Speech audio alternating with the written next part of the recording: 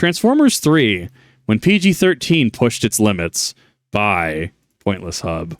You know Pokemon? It's still popular to this day. Biggest franchise in the world. But in the 90s, it was even bigger. You couldn't get away from it. You couldn't. If you guys don't know what Pokemon is, you are...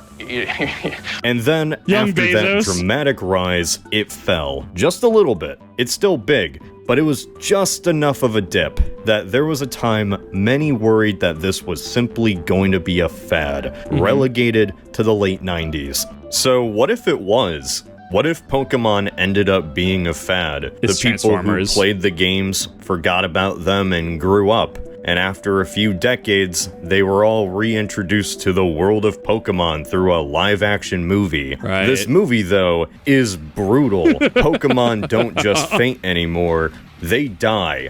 Imagine if you sat in that theater and watched your favorite Pokemon canonically commit war crimes. Okay. That's Transformers Dark of the Moon. Okay. That's a way to open a video. No, Optimus! What a wild intro. It's been a long journey in this trilogy. We began with a blast from the 2007 past with the original Transformers, a film that, in my opinion, is still awesome. We suffered through Revenge of the Fallen, a broken movie that everyone involved with disregards to this very day. And we've come now to our final stop before this franchise plummets straight into rock bottom. Now, if you've come here expecting me to just hate on Dark of the Moon, you might get some of that, I'm not going to lie, but for the most part, you will be disappointed. Because here's a dark secret of my own. Funny. I kind of like this movie. Okay. Hey look, my credibility just withered and died. The big question you're probably asking is why? And my answer to that is I don't know. It's crass, it's brutally violent, it's somewhat depressing, and is basically the exact opposite of the original series. But at the same time, it's crass, it's brutally violent, it's somewhat depressing, and it's the exact opposite of the original series. Okay. Washington, D.C. is mine! Also, I was a So I feel like this is the concept of like, it's so different that you can't help but look at it, or you can't help but like engage with it, right? Like it's so far out of expectation that it's not necessarily satirical, right?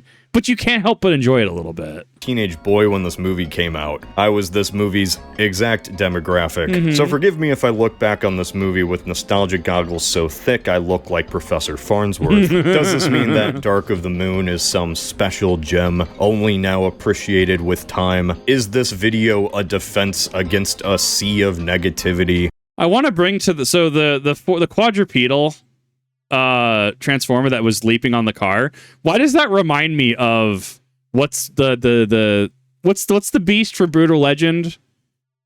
Ormagoden. What was it? The one that Eddie spills red paint on his belt buckle and awakens. I think it's Armageddon, yeah, and awakens the beast. It looks exactly like that.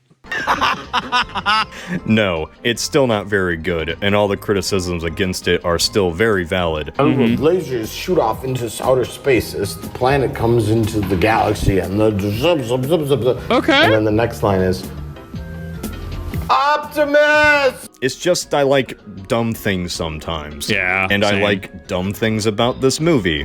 May I finish my shuhua? I literally can't not see him and think about, is it Community? Where he's the teacher aide who takes over the school. Is it Community? I'm thinking of the right actor, right? Milk, Donnie. I don't know, how do I even segue into this? I'm nostalgia critic, so you don't have to. Oh no. Revenge of the Fallen was not a good movie, and everyone kind of knew it. They chalked the whole thing up to the writer's strike, and then just went in for the third. Though, considering their track record since the second movie, God, I'm sozzled. I don't think it was just because of the writer's strike. Whether unionized labor is to blame or not, the one thing Bay took away from the entire experience was that constant jokes about sex and balls were not an ideal way of doing comedy. Those elements would not be returning for the final movie in this trilogy. Speaking of which... Brace yourselves, the Transformers franchise just got a whole lot less sexy. I remember this. Yeah, Megan Fox left. Well, I don't remember the whole situation regarding. I vaguely remember this now. Megan Fox is gone. Yeah, she outed, You'll right? never She went see out? her again until like 2022, where she's with Machine Gun Kelly for some reason.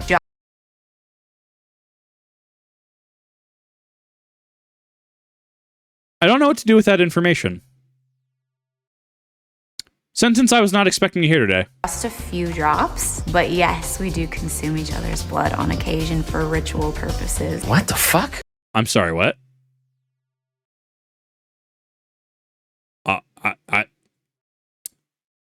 I'm not touching that with a 10-foot pole. Nope. She had a very public falling out with Michael Bay. Complained about Bay's attitude during filming of Revenge of the Fallen. You know, constructive criticism in a very rational manner. Very subtle. He wants to be like Hitler on his sets, and he is, so he's a nightmare to work for. I meant subtle in the old English vernacular, as in not very subtle at all. Because of these comments, she was let go for the next movie. Now, Bay went on to say that he actually had no problem with Megan Fox saying this, but the way that he says it is a little backhanded. Like, yeah, I knew it was Megan just being Megan. You know, being a brat. Bay says that while he didn't care too much about the comment, Steven Spielberg, on the other hand, cared immensely. He demanded she immediately be fired. It's funny to think Spielberg was ever associated with these movies, isn't it? So was Bay... A little bit, yeah. I mean, I don't know. I don't know how to really take that at face value, because I mean, that's a pretty big statement to make, right? Like, I'm trying to imagine if Michael Bay said the exact same thing, but to Megan Fox, right? Or like, I don't know, say if like Seth Rogen said that to a female director, right? Would that necessarily fly? Is this the start? I don't know. I don't know how to really take that. Is this the start of like the grassroots of like modern girl boss and treating women differently? Is that maybe I'm equating potatoes and tomatoes? I don't know. That feels like an odd one the more I think about it. Like, I think I'm with Spielberg on this one. I think at face value, an apology should be given. Like, and don't get me like this is stuff you resolve offset, right? Like, didn't Peter Jackson and Sir Christopher Lee have a falling out, or they had some? How much of that was public? And I think some of it was public, right? But like, you didn't have Sir Christopher Lee, you know, making remarks like that about Peter Jackson, right? So why is it okay when Megan Fox does it? I don't know the answer to that. And she does seem like she's a very interesting individual. Arkwood, thanks for the raid. Really not offended, but Spielberg was. Or did Bay just pass the blame to the big producer so he wouldn't look like a little bitch? Who can say? I wasn't there. Whatever the reason, Megan Fox was out and was replaced with a Victoria's Secret model. Make of that what you will. Sure. So Michaela as a character is now just gone. Is that your girlfriend? X. So how much of a problem can that be for the finale of this trilogy? Not shockingly, it's quite a problem, because by the time Megan Fox was fired, the script was already finished. Lines, character motivations, everything, the whole shebang, it was done. And the way they decided to patch over this little issue of the main love interest being gone was to just cross her name out and replace it with Carly. Carly, the new love interest, isn't simply a cheap replacement of Michaela. She is Michaela. She says the lines that Michaela was supposed to say and everything. I mean, that's a hard one so far into production to fix, right? I mean, they could have made this a plot point where, like, I don't know, maybe due to some Allspark interference with his brain or whatever, she just appears different now. Like, and it's the lasting. Like, you could have done something interesting with it, right? This very much. Who was it? There was an actor in the Harry Potter films. Was it Crabbe or Goyle? One of them got replaced. So literally, you watch Deathly Hallows Part 2, and they're like the room of requirement, right? And you know, one of them, I think it's Crabbe summons the Balefire, right? Or what is it called? It's not Balefire. I don't remember what it's called offhand. It's effectively Balefire, right? From other series. And it's like, who is this mysterious individual here? Like, why is this individual here, right? but he's kind. I think it's because the actor who did, I think it was Goyle, yeah. The actor who did Goyle, I guess they either said some things or did some things, and they ended up getting canned, right? So replacements like that are rough. Sometimes they are necessary, depending on certain situations, right, and circumstances. And if people need to distance themselves or deal with things, right? It can leave your audience kind of left hanging. Like, I'm clearly still talking about it. Was it Crab or was it Goyle? Like, this was the situation as I remember it. And someone in the comments down below will be able to explain a little bit more about it. But like, it definitely, as your audience member, you're like, but that's not Crab and or Goyle. That's not how that works, right? Or Dumbledore. Right? Dumbledore was, because his first actor had unfortunately passed away after Chamber of Secrets. I hear he's done other movies. I need to watch what other movies he did because I hear he was really good. And then obviously we had Dumbledore as we knew it from Prisoner of Azkaban film 3 forward, right? So that was kind of early enough that you could kind of change it. But as somebody who read Harry Potter on release, I think I read Goblet of Fire forward as they came out. And then saw the movies as they came out. I remember being up super late one night before school for the Chamber of Secrets premiere on a news network, right? Where the Griffin statue was turning and Harry was in Dumbledore's office for Chamber of Secrets. Like, that was one of those I kind of like grew up along with those films. So when Dumbledore changed, it was a massive shift, and I had to kind of really work at getting that. And then you get to Deathly Hallows Part 2. Crabbe / Goyle are different, and it's just kind of a weird... It feels weird. I wouldn't say it feels disingenuous, but it definitely feels weird if they try to shoehorn things in that and try to, like, I guess mock your... I want to say mock your intelligence as an audience, but that's not what they're doing, right? It's odd. At its core, it's odd when it happens. It's hard for your audience to have that reference point. And if you're going to do something like that, unfortunately, you do have to account for something like that, or else it comes across, as we're discussing here, it just comes across as like, yeah, suddenly she's just Carly now. No explanation, right? Even chat's talking about like the Allspark made her British or something like that, right? I don't know. There's a couple divergent things we can go on here. I'm definitely rambling at this point. He oversees a top-of-the-line classic car collection, which is something that seems pretty random for some British girl that Sam met at the White House. Sure. But you know who it's not random for? Michaela, a girl who spent her entire life working on cars and being a mechanic. It's weird, I just wouldn't pay you for mechanical. One major point of this movie really seemed to be that Sam, the college-educated guy who was kind of handed everything in his life, was now struggling once he actually had to find a job. From Obama? Yeah. In this office, we're mostly Republicans.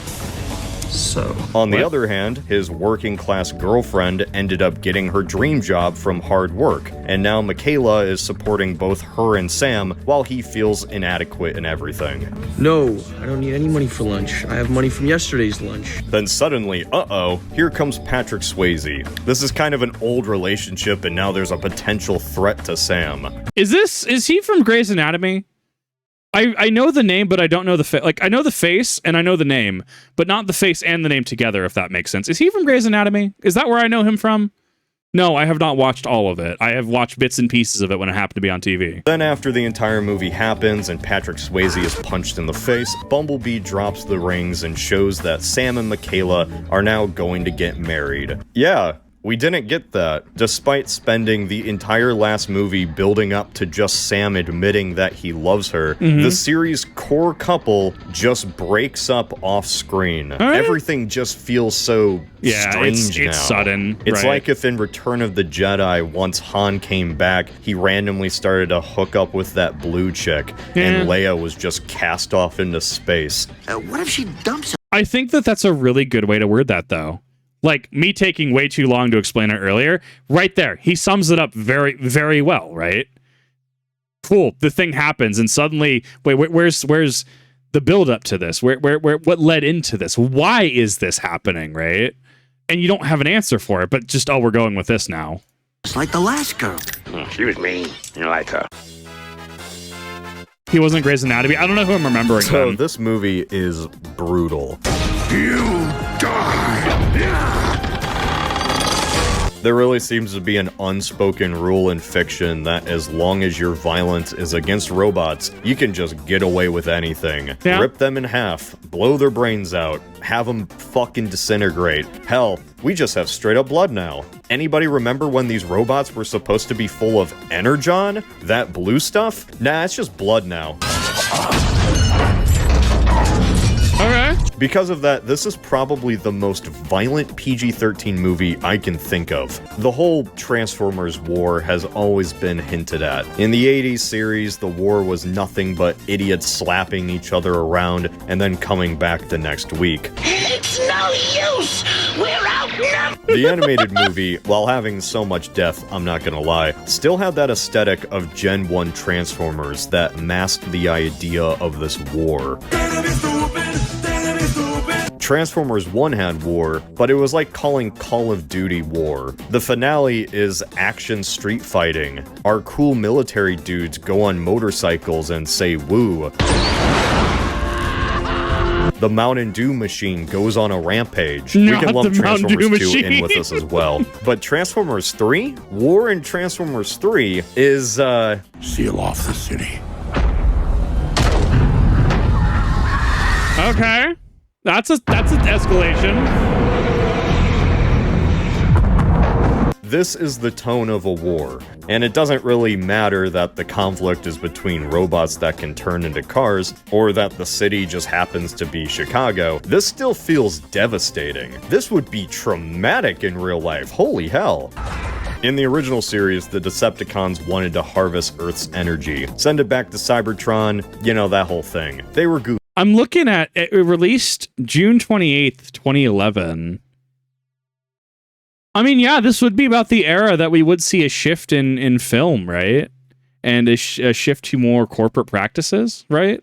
Balls. But in this movie, let's just enslave all of humanity. Chicago is an occupied nation. We even have fascist... Oh, I'm sorry. Decepticon collaborators. It's all business, but now it's personal. Do you understand me? I understand. They just fucking execute prisoners now. Remember when this started as a ploy to sell plastic toys? That brings me to my other point. The design of the robots themselves. First off, the Decepticons, I guess. Transformers 2 started this cluttered design that the movies never got away from again. Decepticons for the last 2 movies have been a bunch of polygons that are all the same color of gray and black. Now by the 3rd movie, they just stop even looking humanoid. They're just entirely different species. 4 eyes, mangled teeth. These idiots were supposed to be purple, but now they're just animals. Psychotic, snarling animals. But I can't really complain about that, because Decepticons at the end of the day still do look cool. They actually have a far better fate than our poor friends the Autobots, because the problem with the Autobots is that they just look so damn ugly now. They look way too human. Jesus Christ. I didn't want to see a 15-foot tall Albert Einstein. I didn't need to see his head roll off of his body. I mean, it really feels like Michael Bay was just going for, like, he didn't... It would not surprise me if somebody told me he just didn't want to make Transformers. Like, he wanted to make his own legally distinct or, like, unique, like, robot war series. But, you know, because brand recognition, hey, we're going to slot you into this Transformers thing, right? Like, the tonal difference is also just, it's night and day, right? Like, going from 1 to 2 is pretty, I guess it's pretty, like, it's pretty linear, right? I mean, this is quite literally, like, I guess it's almost like a Star Wars sequel trilogy, right? Where, like, yeah, episode 7 kind of feeds into episode 8, but then episode 9 starts, and it's like the first 40 minutes just retcons a lot of, like, 8 because warring directors, and goes off on its own, like, dagger whatever shenanigans, right? And it's like the tone feels different, right? A little bit. I don't know. 7 and 9 technically go together. 8's the odd one out because Rian Johnson. I'm trying to figure out how to really, like, describe it. Like, it feels like I'm gonna go with Mass Effect, right? Mass Effect 1, Mass Effect 2, like, if they were pretty linear, right? And then, like, Mass Effect 3 hits, and it's like suddenly you have, like, the Reapers just spearing a bunch of people and turning them into husks and stuff, right? I don't know. Even then, I don't think that lands the way I want it to. It's just, it's an extreme tonal shift. And I would argue the word that would encapsulate that is jarring. He didn't want to do Transformers from the start. He just did it because they kept paying him and calling him back. Honestly, yeah. I can't argue with him for that one. It's been like 12 minutes. I should probably get into this. Remember when the Transformers bombed Iran? I didn't. What? So now we assist our allies in solving human conflicts. Okay. I love that the feds are just like, we didn't tell them to do that. They went rogue. These giant alien robots. They just really cared about Iran's nuclear deal. After like 3 movies, you could really tell that there was a formula these films were following. There's a technology lost to time that must be recovered. One powerful leader of the factions is resurrected. And as usual, it turns out that Transformers and humans have crossed paths before. You see, the moon landing was a conspiracy. Okay. But not that type of conspiracy with the sound stages and the Kubricks. No, the moon landing was real. It just had an additional secret agenda other than dancing on the Soviets. The real mission was to investigate an alien spaceship on the, well, you know. This spaceship was actually the most important Autobot ship of all time, and it had the key to winning the entire war before it was lost to space. I mean, just somehow they just forgot about this for the past 2 movies. Something that integral. I mean, then you can argue, like, I mean, yeah, reveals like this do happen in good stories. You know, stories that are able to set things like this up. And it's like, well, suddenly the stars have aligned, and because the stars have aligned, the magical bullshit device suddenly works now. And now we have to be rushed to be able to do it, right? And it's like, I mean, like, imagine The Hobbit, right? You know, the whole thing of we need to go to Erebor and get the Arkenstone to summon this, you know, the 7 families of the dwarves to be able to, you know, beat down Smaug, right? Like, but imagine like you didn't hear anything about the Arkenstone, but as soon as like, I mean, we're talking the film specifically, right? But as soon as Bilbo's about to enter, because he's like, oh, cool, yeah, we're here. Balin's like, actually, you need to go find this Arkenstone because this Arkenstone's this magical bullshit stone that people argue may or may not be a Silmaril. It's not. And you have to go find this because this will unite the 7 families of the dwarves and we can summon them here. And it's like, does the delivery make sense there, right? Like from the get-go, right? And, you know, Peter Jackson directing this thing, right? Where, yeah, this is, you know, how this works. And the Arkenstone is the symbol of divine right to rule, right? Over the dwarves, right? Just watching a lot of Lord of the Rings recently, why I'm bringing it up, right? But does it necessarily make sense? Does it make sense to just drop the Arkenstone plot point in like Desolation of Smaug's last like 40 minutes? I guess last hour, technically, it's a pretty long movie. Or like, does it make sense to have these stakes going throughout, you know? Even just a passing reference to, you know, technology and, you know, a need or a focus on the moon, right?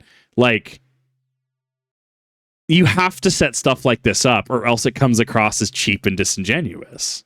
Damn, it really be like that. I get the Autobots are rebels and we're on the losing side of the Cybertron war, but I'm pretty sure they could have afforded to use a few more fighters, right? Yeah. After the ship splats down on the moon, NASA is alerted and brings the news straight away to JFK. Now, I love the Not Apollo JFK. missions. Hell, I'm probably the only person that remembers that Neil Armstrong movie starring Ryan Gosling.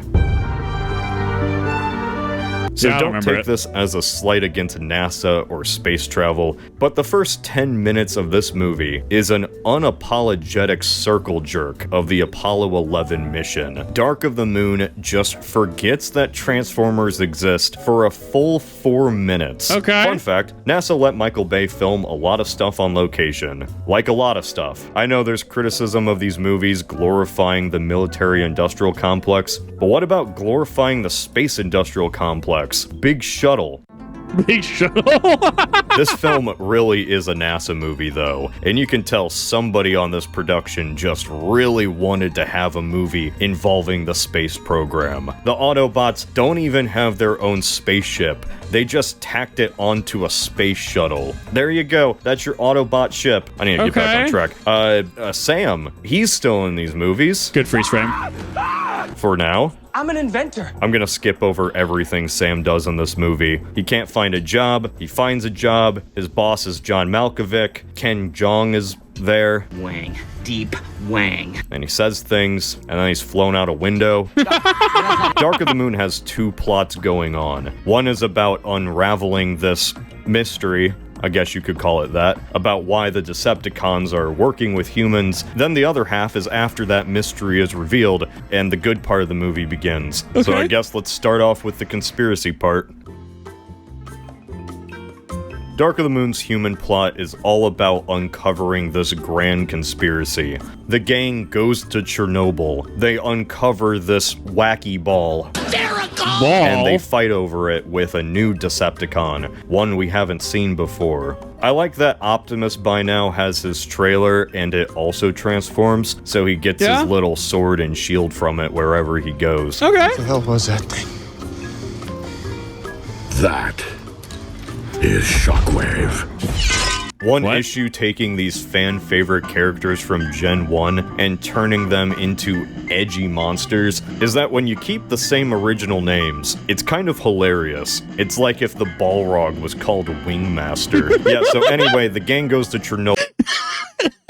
That's where my Lord of the Rings nerd side comes into play there, and the Balrog in the movies looks nothing like it would in the books, because in the books there's definitely a size differential there. I'm not going to derail the thing too hard. Know that there is definitely some debate that happens between the books and the movies. Both are very well done. Peter Jackson and everyone else did an amazing job on Lord of the Rings, but there are differences between the film and the books. There's 100%.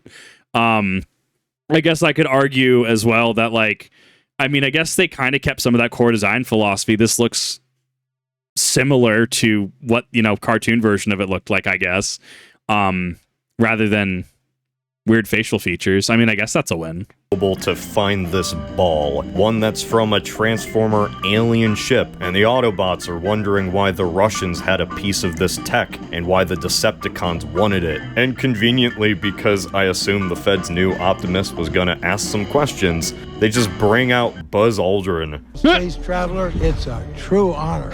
The honor is mine. Did they actually bring him out? Is this actually Buzz Aldrin? How much did this man get paid? This is just so corny. I love it. Imagine if you're one of the first men to ever be on the moon, and then decades later you have to pretend that your greatest accomplishment in life was a part of some grand conspiracy involving toy robots from the 1980s. Oh my god. He got such a good paycheck out of this. Buzz and his friends explained that they went and explored the ship, just like the start of the movie showed. Optimus tells everyone that the ship had tech that could have won the war, which the start of the movie also showed. One thing they haven't showed is how did the Russians get the engine part in the first place? The answer to that is nothing! Soviets managed to land unmanned probes. Somehow they must have picked up that fuel rod. They just hand wave it away.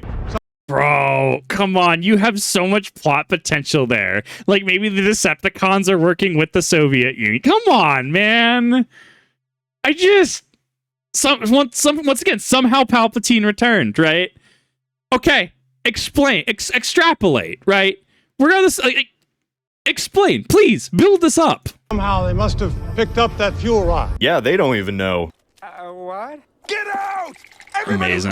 The entire catalyst of this film has no explanation for how the Russians even got it in the first place. The Autobots fly to the moon and retrieve Sentinel Prime. After a little incident at the office, Sam reunites with Simmons to uncover what is really going on. Buy my book! Buy my book! Before it's too late, people! Halfway through this investigation, the revelation is suddenly made that the Decepticons have like 1,000 pillars. They thought there were 5, there's actually like 1,000. Okay. They actually let the Autobots find Sentinel, because only Optimus could revive him. They have to protect Sentinel. Sentinel's the key to all of this. Oh no. Oh no.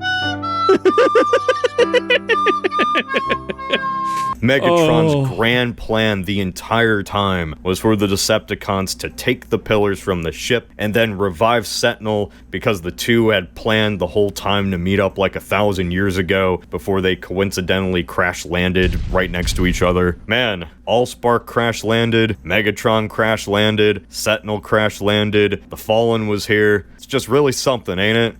I mean, this very much reads like Deus Ex Machina. Like this, I mean, this is, I would convoluted, maybe even contrived, just hearing an explanation of this. And don't get me wrong, right? Like, I mean, I look at Kingdom Hearts lore.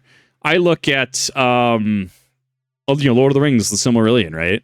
Like, advanced plot points and weird interactions. Like, sure, that's fine. Because even then, like what is meant by certain things in the Silmarillion, right? Oh, and Caligon the Black was cast down on the towers of Thangorodrim, right? Arendelle, right? I'm definitely mispronouncing it. Arendelle being our most beloved star. Is it because the Silmarill's up there by itself, or is Arendelle literally in a flying ship holding the Silmaril, right? How much of it is actually like verbatim, this is what's happening, versus how much of it is like, it could be kind of embellished because mythos, right? Like I can grapple with concepts like this. The way that, and maybe it's the video, I don't like hearing an overall summary of this. I mean, I can follow. I mean, sure, Xehanort is, all of Organization 13 in Kingdom Hearts 3. Okay, sure, that makes sense. Versus like, oh, and then these two were supposed to meet up 1,000 years ago, and they all three crash landed, and like, bro, you're at it. Like you have to set this up. This is pretty convoluted, all things considered, right? Like the pacing, introducing concepts, it all feels out of balance. It's really something. How did the Decepticons get the pillars from the moon to the Earth? They needed a portal to even get from the moon to the Earth in the finale. We've never seen them use spaceships. When did this plan even begin? Megatron wasn't even awakened until a few years ago, but the Decepticons apparently raided the ship before Apollo 11 even got there, and then hid them across the Earth. But the entire plan hinged on Optimus reviving Sentinel, yet he didn't arrive on Earth until a few years ago also. And if this was a plan that has been in the making for decades, why was this not the first plan? Why didn't Megatron ever use this massive army that has apparently been on the moon this entire time? Where did this army even come from? Why was it buried? It didn't come from the Ark. WTF to that. I mean, honestly, like, yeah, it feels like one of those where it's like you're watching it and you're kind of just eating, like, you're watching visual fast food, right? Like, this is movie fast food, for instance. Critical Drink got a video about that recently in regards to, like, movies that are kind of, like, visual fast food. And it kind of makes, like, I would apply that to this, right? Don't think about it too much. Why is this army on the moon? Why didn't they do this? Why are these plot conveniences happening when this contradicts events that happened prior? Don't think too much about it. Just watch the movie, right? And that really rubs me the wrong way. Who cares about the fine details of the writing? They sure didn't. The only thing I know we all came here for is the finale. The finale where a bunch of robots blow shit up. Yeah. Class dismissed. Okay. Alright, good enough hating. Hating is now illegal. Because the last third of this movie is a treat, mostly. There's problems, but I'll get to that. After Sentinel betrays the Autobots, the humans don't like the obvious good guys anymore, so they decide to appease the Decepticons by shooting the Autobots off into space. Amazing. It doesn't work. Shocking, I know. And then after all the fun times are had, the Autobots come back. How ballsy would it have been, though, if they had Optimus Prime die in Challenger 2? So, if you couldn't tell by now, this last third is why I like this movie. The last third is probably why you like this movie. What else would you like about it? How they killed Ching from Community? Oh, he was from Community, See the okay. sidewalk down there? Man. Okay, I take that back. That was pretty funny. The last third is just straight fighting for an hour. It's a good ending to this trilogy. The best fight of the series by far. I like how they wingsuit into the city. Get your battle royale stuff Or going. how the skyscraper is collapsing in half and they all have to slide down it like it's Super Mario 64. Did you know this was a practical set? Yeah, they built a whole rig that tilted and everything. Okay. Say what you will about the rise of CGI, but this is some classic Hollywood filmmaking. What else? Oh yeah, that worm thing. I love that worm thing. I don't even know what it is. It's cool, like little a worm vehicle or Shockwave's pet, I guess. I don't know. I just love Shockwave in general. Shockwave's coming. It's a shame too because he doesn't really do much. In the advertisements, he was Yep. hinted as being the big bad, and then all he does is just stand around and he looks mad. The evil thing's looking at me. Maybe he's like a Pokemon. He uses intimidation to lower everyone's special defense. The Man just sets up all day. He just sets up swords dance, intimidate, glare even. Proceeds to just like, oh, what do you actually have? I'm going to taunt you. Proceeds to hit himself with struggle because he doesn't actually have offensive moves. Wreckers are kind of annoying as characters, but the idea of NASCAR robots with machine gun turrets just makes my American soul sing. Yeah. The fact the finale takes place in Chicago too is something I've always loved. New York and Los Angeles are just so overplayed in media, and Yeah. as an old Midwest boy, Chicago is kind of the big city for me. So to see the grand conclusion of the Autobot Decepticon war be in my backyard, it was pretty neat. As much as Yeah, I I can drag see the that. miserable nature of this film, and it's often commented how depressing it is, I think it adds to the stakes, makes the event feel more important and dire. A lot Yeah. of that is thanks to the soundtrack. Like, man, when Optimus is just swinging those swords and the music's going... That's peak. A great soundtrack really hides the imperfections of a film. This tone is something we haven't really seen in summer blockbusters since. I feel like that's something that, like, I've kind of noticed about both games and movies, like media in general. It really feels like they just don't have the audio aspect down. Like, sure, their mixing and mastering is fine, but like, I want you to think about a soundtrack from any of the Lord of the Rings movies, right? Maybe it's, Rohan's theme, or maybe it's, something from Gondor, or maybe it's, the introduction and concerning hobbits, right? Like, I feel like you can look to it and you go, oh yeah, I remember that, right? Or you can look to this and, like we're talking about, like reminisce on some of how good some of this track is, right? And then you look at like The Hobbit. Can you think, without having to watch it again or listen to the soundtrack, can you think and remember about any of the soundtracks? Does anything come to mind, or is it kind of just a blur? Can you remember anything in Star Wars, the Star Wars sequel trilogy, or is your brain going to recall like Duel of the Fates or Mustafar from the prequel trilogy, or anything from 4, 5, and 6? Right.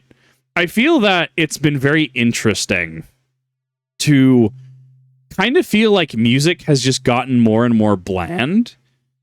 And I know that there's capable people. Like, we know that there's capable people doing tracks and stuff. But, like, it's been I love that he brings this up, because I've been thinking on this, right?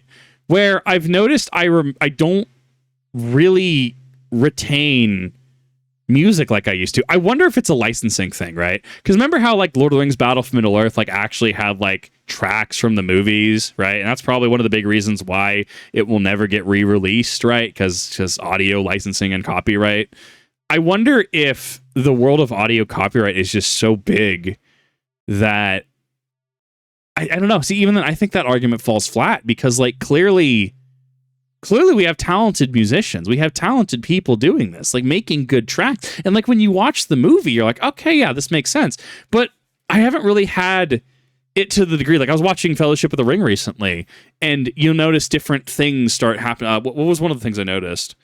I think there was something like the hobbits. I think were talking to each other. I think Frodo and Sam were talking to each other, and it was kind of fun and whimsical. And then it was like. Then it ended up turning into like something a little more ominous, talking about like the Nazgul, right? Return of the King Extended, right? It was one of the deleted scenes where it's the statue with the head replaced with the rock, right? And it's like, look, Mr. Frodo, the king has his crown again. And they both look back and, the sun comes, parts from the dark clouds from Mordor. And, Frodo and Sam look with hope in their eyes, looking at this king, the king's head with a bunch of flowers on his crown. And then, the clouds pass over again. And, suddenly Frodo and Sam look at each other as the land's dark again, right? Think that visually, but with music. Where musically you can have conversations. You can, you're talking about the hobbits and, it goes in it's very lighthearted. But then you have, undertones of maybe the Ring or the Nazgul, or some Sauron conversation, right? Being, thrown in there. And maybe it's because I just don't watch a lot of movies anymore, but I haven't really seen a lot of modern movies where something like that has jumped out and sold me on that. Probably why I come back and watch older movies. Well, older, quote unquote, right? I just feel like music and movies are a lost art in certain aspects. And I welcome anybody to say, in the comment section, what is a more recent movie than The Lord of the Rings that does that? What is... have you noticed the same thing? Do you think of something like Star Wars and can name a similar thing where maybe there's a conversation, you have like the Force theme, and then suddenly it pans to Vader or something happens that it's invocative of Vader or someone upon the Empire side, and you can kind of know what I'm talking about. This has been a really long-winded one. It's really hard to explain, but I think that I've gotten the point across, and I like that he brought up music. At least as brutal as this was. And speaking of brutal, Optimus Prime has always fought in any iteration of Transformers. Even in Transformers 1, he was kind of fighting to defend himself. But then, as the trilogy just kept progressing, the way Optimus fought started becoming a little bit more, brutal. And we all know that this is really summarized best with how he dealt with Sentinel. No, Optimus! I find this descent kind of hilarious. But while Sentinel's death is pretty cold, let's not forget about the way that he finishes off Megatron. I think that this is interesting. So we've kind of had the degradation of... I'm going to word this in a very weird way, but I'm going to make my point apparent in a minute. I feel like this might be part of the degradation of male moral standards, where watching a scene from one of the old Star Trek movies where Captain Kirk is having to speak about the passing of Spock, right? And he, speaks very eloquently and very fluently, and then he, tears up at the end. He wavers at the end, and it's seen as very strong and empowering, right? Yes, I was watching a Critical Drinker video on this because this was the argument he was making in a way as well, where in the remakes he just kind of punches people, right? Look at in Lord of the Rings versus The Hobbit. Look at Aragorn, a very a soft-spoken and well-mannered man who is able to fight when he needs to, be gentle, caring, and compassionate when he needs to. And now look at Thorin Oakenshield, kind of a dick, right? Kind of I told Thranduil he can insert expletives here in Dwarvish, right? And there's been a shift over the past 2-ish decades. You could probably argue longer. I invite more people to kind of comment on this. And I think that it has to do with that recontextualization of, well, you're a man, therefore you're supposed to be angry and punch things, and you're supposed to be vicious and ruthless. And we've kind of moved away from masculinity being portrayed as, yeah, sure, there are men who can punch people, but very much move away from that Captain Kirk example that I gave, right? Very, well-spoken, well-mannered, outburst when he needs to, right? To Captain Kirk just punches everything and just doesn't listen to orders, right? And it's under the same label. It's under the same IP. So I think it's interesting to look at this and also kind of call back to that argument as well, where I don't really have a reference point for Optimus, but if dude's defending himself, dude's gonna fight. And there's a difference between fighting to defend yourself and fighting with morals and ethics, and fighting just even if it's in the same capacity with morals and ethics, and just like kind of tearing somebody apart, right? There's a difference between stabbing somebody with a sword or stabbing a robot with a sword and just eviscerating a robot all over a road, right? Like, I wonder if that is... Because I guess what the Star Trek remake started coming around that time, did they not? I'd have to look at time frames.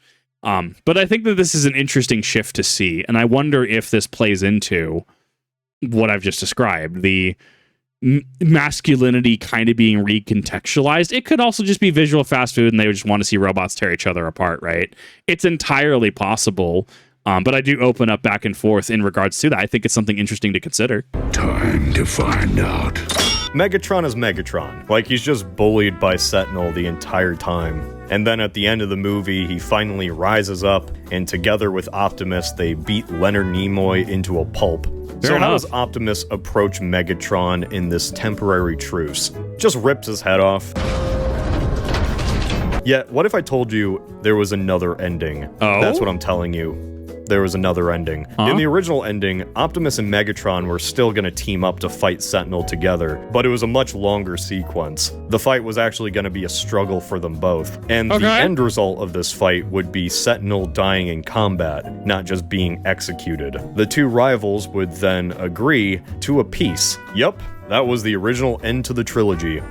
I think that'd be really cool, though. That has a lot to it. Megatron would simply become sick of the fighting and agree to a peace deal. And we know this because this is how the novelization of the movie ends. The book was adapted from an earlier screenplay. Things kind of end up like they do in the original 80s cartoon. Megatron and the Decepticons leave to rebuild Cybertron, while the Autobots remain on Earth and adopt it as their new home. If you want to know the full story to this, Trans Theories has a good video about it. My point is that we didn't get that, though. There is no room for discussion or nuance in this iteration. Only death. Yeah. Our hero of the story finishes off his enemies when they're no longer in a condition to fight. That fits a war film, sure, but I don't think it fits a Transformers film. No. This final scene symbolizes what the Bayformers films kinda were. They borrowed characters and story beats from the lore, but drastically reimagined everything to be as dark and palatable for adults as possible. Dark of the Moon was that grittiness taken to its most extreme. This was a film that stumbled a lot, but in the end, it at least made this trilogy reach the finish line in one piece, which is something I can't say for a lot of trilogies. Yeah. I think what really made me appreciate Dark of the Moon is what came after. Nothing makes a bad movie look good than an even worse movie. What else can I say? Run. Wait.